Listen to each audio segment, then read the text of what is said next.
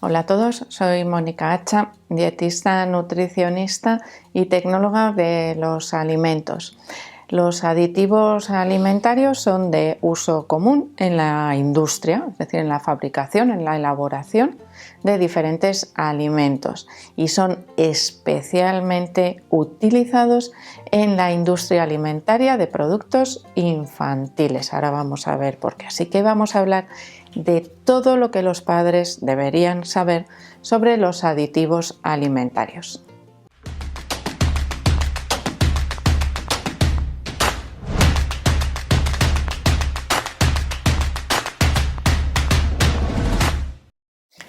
En teoría, cuando un alimento infantil lleva un aditivo alimentario, se supone que se ha comprobado que ese aditivo alimentario es seguro, es decir, que se puede utilizar con seguridad en la elaboración de los alimentos.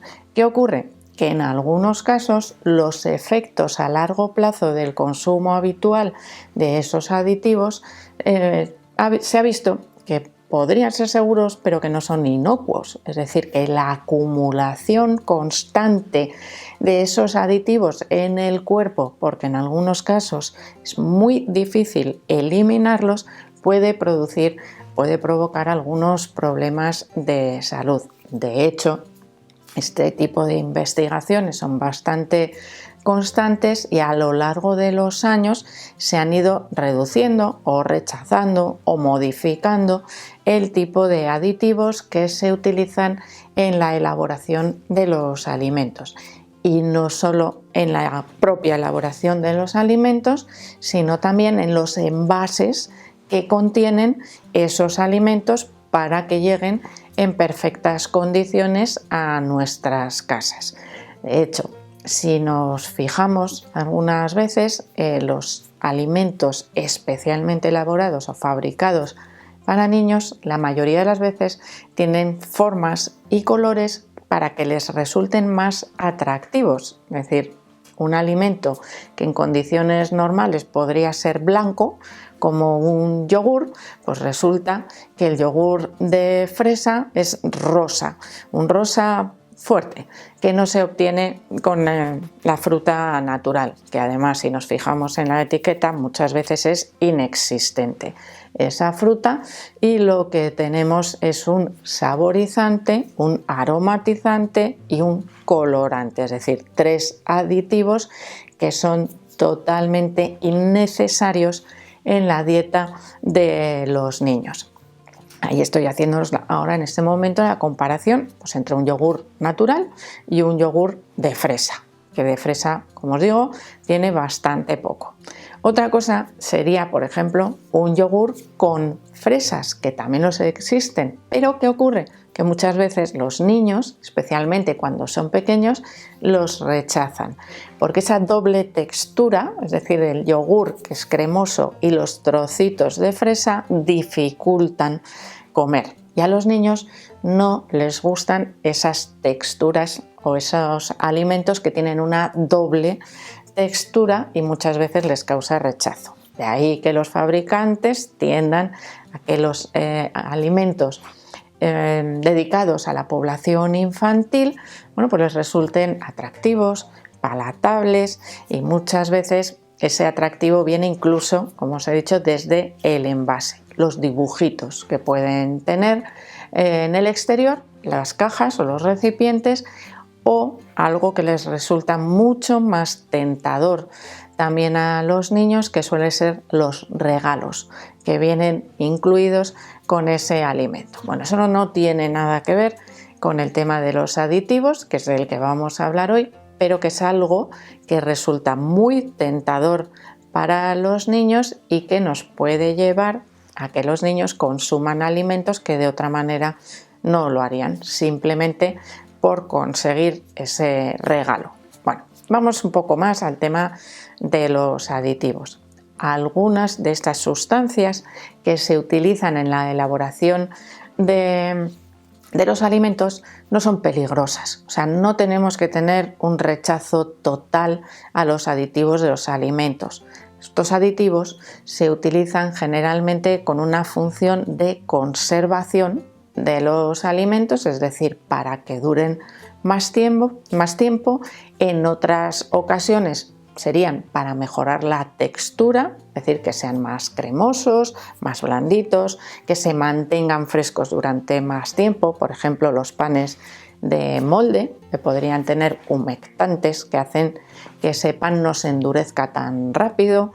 Es decir, las funciones que tienen esos aditivos en algunos casos, pues pueden ser necesarias, y esos aditivos pueden no ser peligrosos. Por ejemplo, la adición de sal o de vitamina C en las conservas vegetales, por ejemplo, una conserva de garbanzos, que lleva algunos aditivos que son necesarios para que se mantengan durante largo tiempo.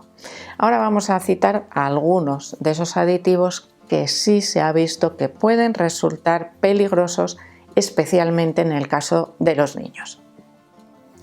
En primer lugar, tenemos que hablar de los disruptores endocrinos. Y pensaréis, esto es algo que me suena como adulto, ¿no? A que los mayores no tienen que tener cuidado con algunos alimentos. Bueno, los disruptores endocrinos, vamos a destacar dos, los BPAs y los talatos, que se utilizan sobre todo en la fabricación de los envases en los que se conservan los alimentos, por ejemplo, plásticos o envases metálicos que tienen un recubrimiento interior, como podrían ser algunas conservas de pescados. Ahí seguro que si os fijáis veréis que el interior de esas latas tienen un recubrimiento, y también se utilizaban, creo que ya no se pueden utilizar por ley prácticamente en ningún país, en la elaboración o en la fabricación de los biberones de plástico o de las latas de leche de fórmula.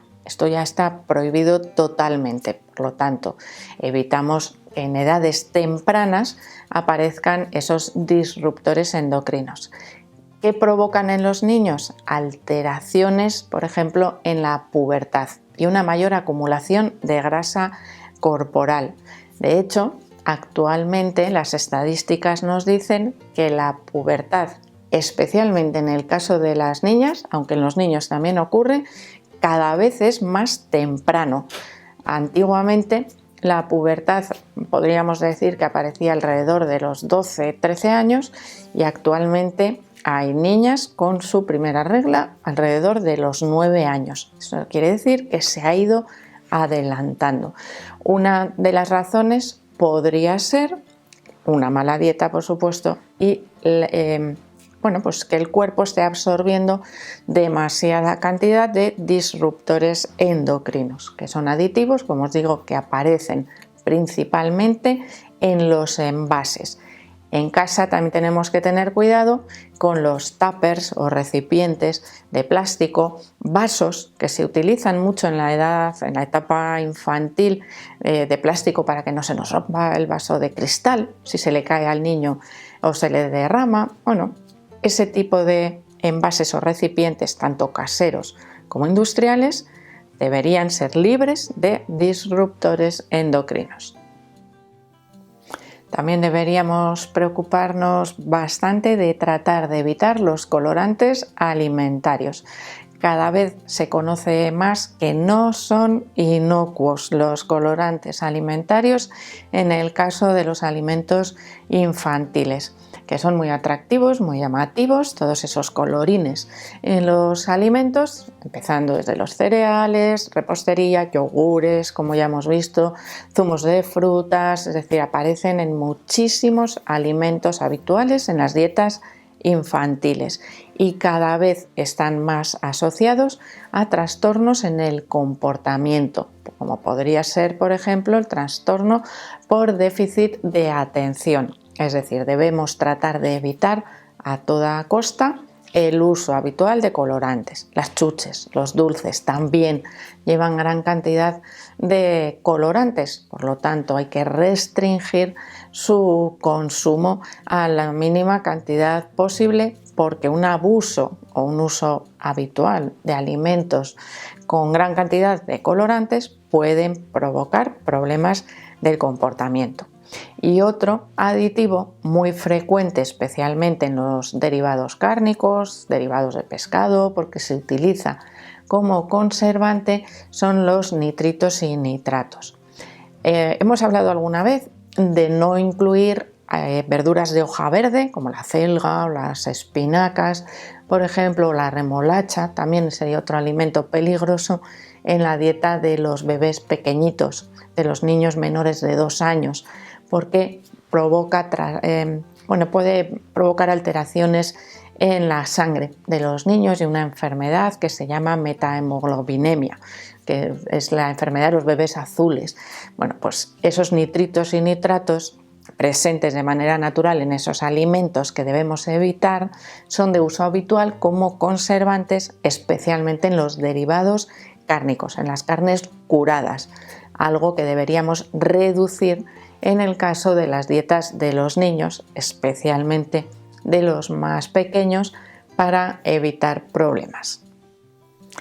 ¿Y cómo evitamos ese consumo de aditivos alimentarios? Bueno, pues es facilísimo, tratando de evitar al máximo el consumo de alimentos procesados, basando la dieta de los niños en alimentos frescos y naturales, en comida, es decir, no en producto, y de esa manera os aseguro que reducís muchísimo el contenido en aditivos de la dieta y vais además a mejorar la nutrición, es decir, el aporte de nutrientes esenciales a través de los alimentos. Así que esa sería la regla básica para evitar el consumo de un exceso de aditivos alimentarios. Así que espero que os haya gustado el vídeo, que os vayáis fijando en lo que dais de comer a vuestros niños, le deis al like, por supuesto, no dejéis de suscribiros al canal y espero seguir viéndoos a todos en los próximos vídeos.